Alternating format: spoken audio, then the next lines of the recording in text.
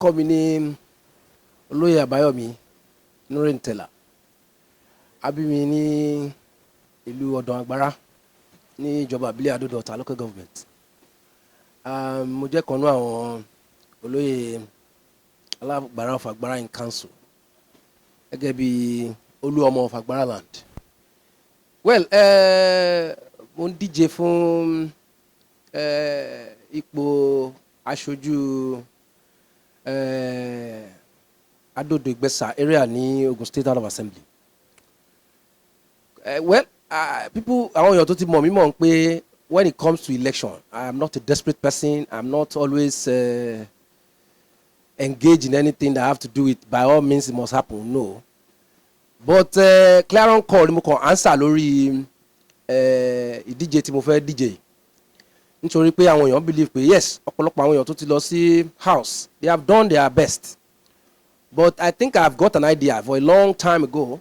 1996, I tried to contest. And also in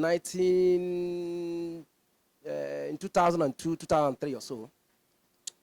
But now, I believe in industrialization in area here. Somebody somewhere must come from this area that must go and push. Bí a ṣe lè dẹ́rùbà àwọn companies tó wà lérí àwa yìí. Tó máa fi ilé ayé rọrùn fún àwọn youths ta ní all around. Èèyàn ò lè máa ṣiṣẹ́ bí erin kó máa jẹ ìlérí, but òfin ìjọba lè wà tó máa tí ò ní tàpá sí òfin federal government Nigeria tí ó dẹ̀ máa compel àwọn companies wọ̀nyí tí wọ́n máa fi ṣe dáadáa pẹ̀lú àwọn èèyàn wa. And aside that, àwọn èèyàn tó mọ̀ mí mọ̀ pé when it comes to service, I am total, you know, and I think tó bá jẹ́ pé àkànfẹ́ wò pé kí ni a fẹ́ lọ gain nínú ìjọba, orú èmi ò ní sọ pé mo fẹ́ lọ ṣe assembly because assembly ò ń ṣe spending officer. Assembly is just the lawmaker, you know. But I think mo lè fi word of experience mi àti ìwọ̀nba resources tọ́lọ́run fún mi fi push àwọn kankan tó máa wá sí agbègbè mi ní dáadáa.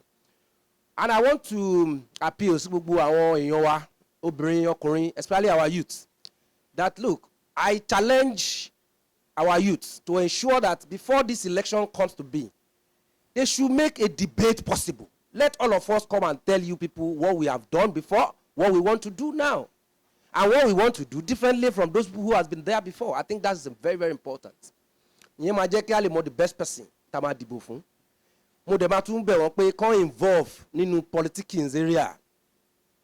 Tí gbogbo wa bá ń sá pé àṣòṣèlú, anybody ló kàn máa lọ bẹ̀, nǹkan tó dẹ̀ wọ́n náà máa ṣe. Ẹ jẹ́ kí gbogbo wa wà involved so that at the end of the day, IGBESA state constituency, Adó-Ọ̀tà local government, and Ogun State in general will be good for all of us to live in. Thank you and God bless you all. Well, once again, my name is Abayomi Tella. So people call me KARACHE. I'll tell you about that much later. Amokaz television, àwọn ló ń wí. Amokaz.